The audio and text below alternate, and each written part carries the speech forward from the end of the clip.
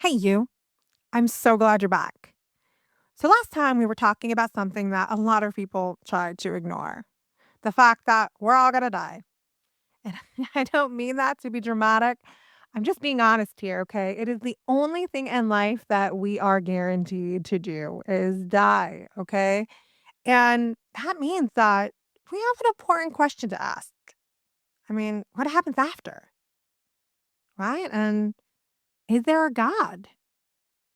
And even more importantly, well, who is God? I mean, what do we even mean when we say God, you know?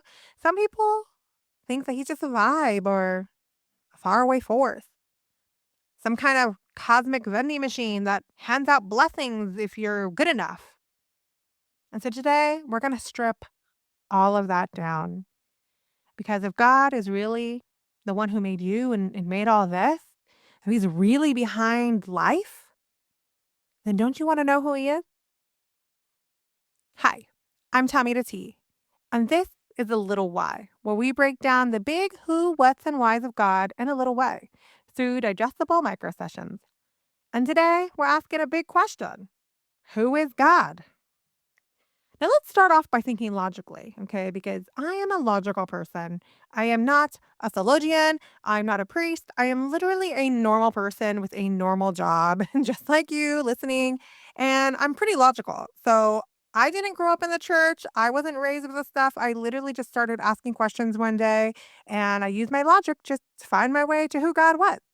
And so I'm helping you now, my friend. And here's how I think of it. I mean, nothing popped into being out of nowhere, right? I mean, we see a building, there's a builder. You find a book, well, someone wrote it. And TikTok and Instagram didn't just magically appear, right? I mean, somebody dreamed up the idea, they designed the interface, they wrote the code, they launched it. I mean, that's basic reasoning and common sense. And here's how the world works. I mean, we literally don't walk around Los Angeles or New York and look at these skyscrapers and say, wow, that's really beautiful skyscraper. It must have built itself. I mean, we don't scroll through our feed and wonder, the app just appeared out of nowhere. I mean, we know there's a mind behind the system, behind the building. There's a cause behind the thing. Okay. Now pause. Really think about that. The universe, galaxies, atoms, black holes, time, gravity, music, morality, consciousness, the human soul, all of it exists. None of it just appeared. It all had a cause. So the obvious question is, well, where did it all come from? And whatever caused the universe can't be part of the universe. I mean, it has to be beyond it, outside time, space, and matter. I mean, the architect wasn't inside the building when he built it. I mean, he's outside of the building. He had to draw up designs, right? The TikTok creators weren't inside of the app when they created it. They were outside. They had to write the code, right? And the same thing is with the existence of the universe and life. And that's what we're talking about when we say God. God is this uncaused cause, the necessary being, the reason why there's something instead of nothing. He's the coder, right? And just like any coder writes a program with precision and purpose, God wrote the code of creation. And he didn't just stop there. He wrote it into your heart, not by accident, not randomly, but on purpose. Right? That's mind blowing. I mean, God didn't just hit launch and then dip. Although some people might argue that he did, but he didn't. No, just like any good coder who checks in on their app, or like an architect who walked through the halls of what they designed, or an artist who admires their work and wants to share in it, God likewise wants to dwell with us. He wants to be near, he wants to be known and involved. And he did not just leave us guessing who he is. He did not.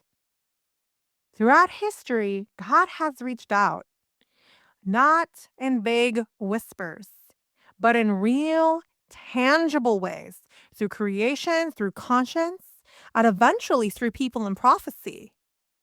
He didn't just build reality, he stepped into it, quite physically and literally.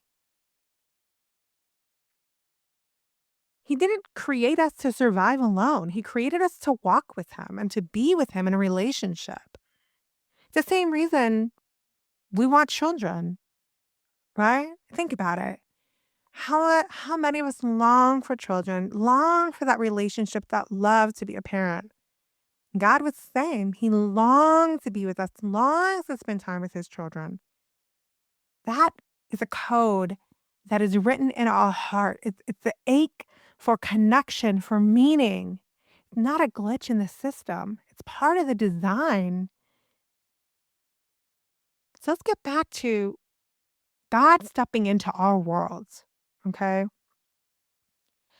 Just like any coder who wants to interact with their creation, he wrote himself into the program. He entered the world he made, and he knew we'd be skeptical. Okay. He couldn't just show up and say, "Hey guys, I'm God." Or literally nobody would believe him. How many people do we see today, scammers and cult leaders or people with mental illness that claim to be divine?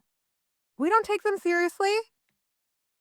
And God, being infinitely wise, laid the groundwork. He had to prepare people and lay down prophecy or foretell what it would be like when he showed up so that when he did come, we would recognize him, right? Well, if you go and you have a date, you don't say, "I'll just see you sometime." No, you're going to say, "Hey, I'm going to go meet you here at this time, at this restaurant." I mean, you need to have an advance notice. Well, God did the same thing. And the way that he did that was he had to choose a people, right? Who was his date? Who was his bride? And he started with a man named Abraham. And through Abraham, he built a nation, Israel. And he revealed himself to Israel. He laid down the expectations of when he would come so that they could recognize him. And here's the cool thing about Israel. This is the whole Old Testament, guys, in the Bible. He didn't just They didn't just believe in God, okay? They literally encountered them. When they were slaves in Egypt, and when God led them out of Egypt with Moses, he led them with a pillar of cloud by the day and fire by night. I mean, that is literally God's presence that was dwelling with them, a physical encounter. Absolutely outstanding. And then in Mount Sinai, they literally went up the mountain with Moses and they felt the mountain shake and they were terrified. It was stormy. They were terrified of it. And they screamed out and begged Moses, "Don't let God speak to us directly again or we'll die." They were terrified of God's glory.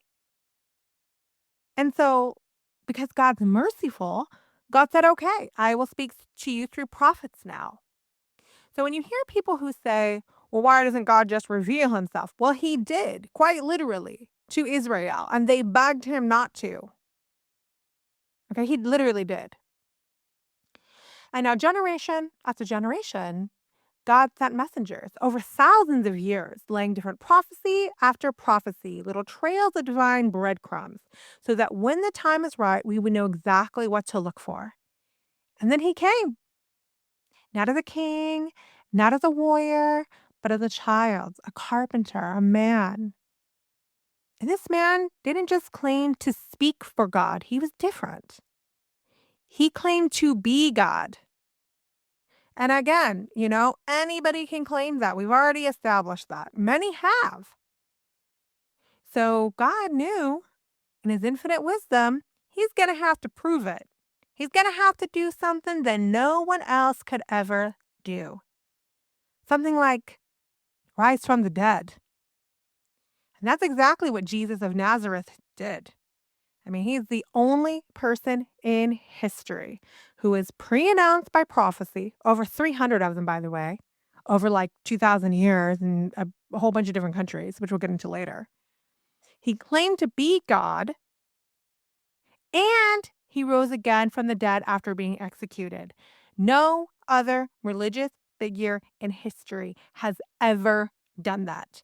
Not Mohammed, not Buddha, not Krishna, only Jesus. That is what sets Christianity apart. So if we want to know who God is, the next logical step here is to investigate Jesus of Nazareth. Okay? Was he a real person? I don't know. Was he? Was what they wrote about him true? How do we know they weren't lying? And if he really rose from the dead, what does that mean? These are all questions that I asked. And they're all questions I hope you ask too, because there are answers. And I promise you, if you stick around, you will find the answers to what you're seeking, okay? Because in the next episode, we're going to start breaking this down piece by piece, guys. We're going to put Jesus of Nazareth on trial here, okay? And this isn't like something that you heard on, whatever show. This is totally unbiased, totally looking at the facts, looking at the historical evidence outside of biblical sources, looking at every little piece of evidence that we can. So you, my friend, who are on the jury, by the time we're done, can come up with a verdict. What do you believe? All right? So let the case begin next week. Join us here at 3 p.m. every Friday, the Mercy Hour. We'll see you then.